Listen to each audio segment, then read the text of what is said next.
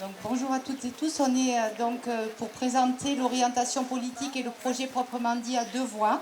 Donc en ce qui me concerne, je vais commencer par l'orientation politique générale, en disant tout simplement une phrase de notre appel que Pimprenel a rappelé. Nous voulons que notre département soit un bouclier social et sanitaire, un espace innovant pour la transition écologique et un territoire engagé dans la rénovation démocratique. Alors, pourquoi nous voulons ça et pourquoi, la question peut se poser, pourquoi nous voulons ça pour notre département?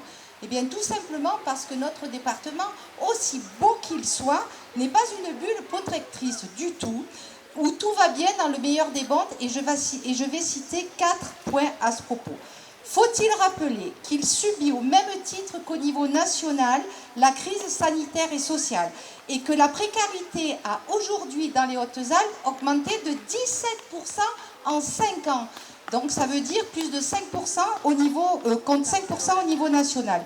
Elle touche des jeunes de plus en plus jeunes, des personnes âgées, comme en témoignent les associations caritatives et humanitaires locales. Et ici dans l'Assemblée, il y en a quelques représentants. Est-il nécessaire de rappeler que notre département n'échappe pas du tout au réchauffement climatique? Alors j'aurais pu évoquer bien sûr la fonte des glaciers, mais j'ai préféré évoquer quelque chose de beaucoup moins connu du grand public, qui est la rapidité du réchauffement du département, puisqu'elle est de 20% de plus que la moyenne, non pas nationale, mais mondiale.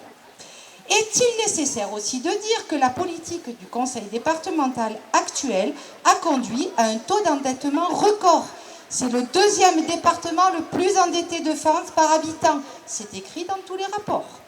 Et c'est celui, et ça nous intéresse de prime abord, où les impôts sont significativement plus élevés que dans nos départements voisins.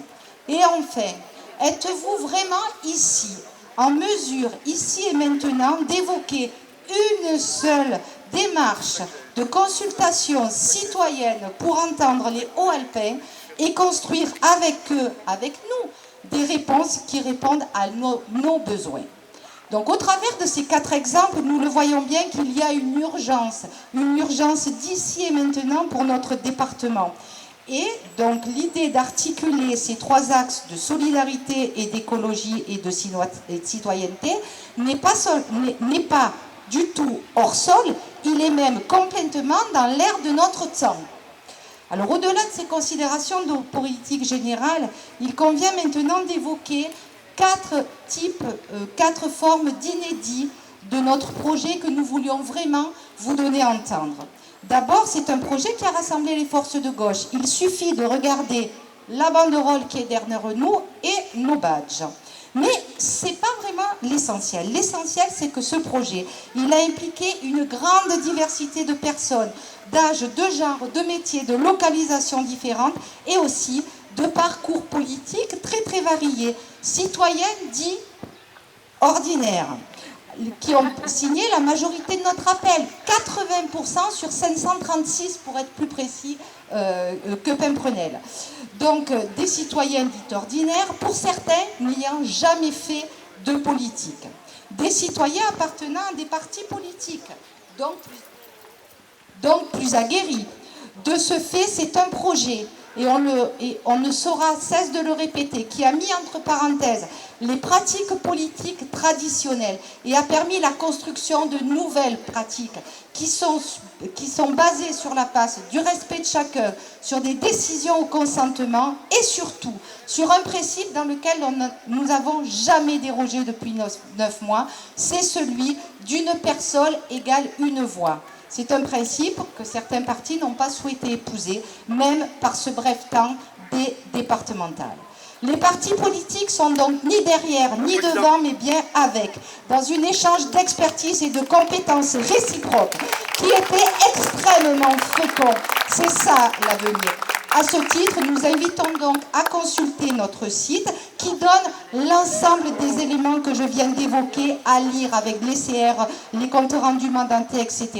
Mais il suffit peut-être simplement de regarder la manière dont on a organisé cette conférence de presse pour tout le monde, ici et maintenant, avec les journalistes.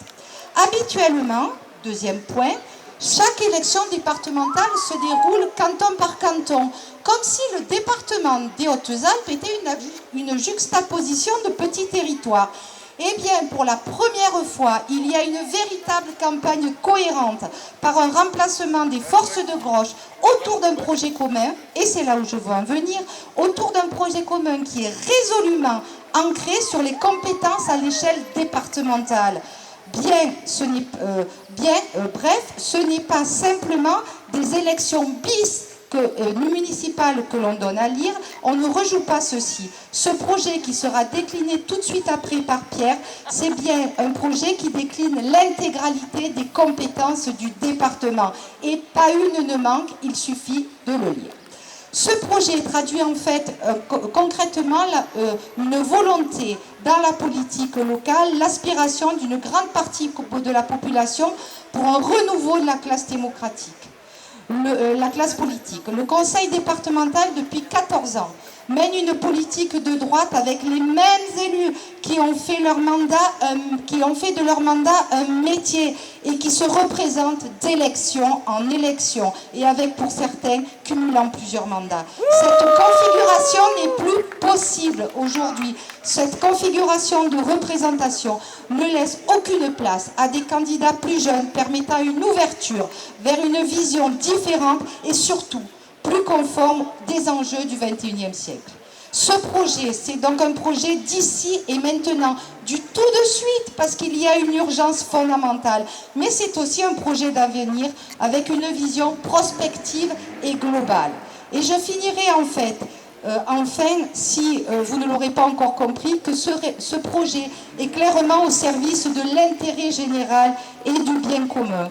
Et que nous allons le mettre en œuvre. Et vous savez pourquoi on va le mettre en œuvre? Parce que non seulement nous sommes résolument déterminés, mais qu'en plus, nous avons, et ça sans l'ombre d'un doute, bien les pieds sur notre territoire, la tête bien sur nos épaules et surtout l'œil bien aiguisé vers et pour notre avenir dans le département des Hautes-Alpes.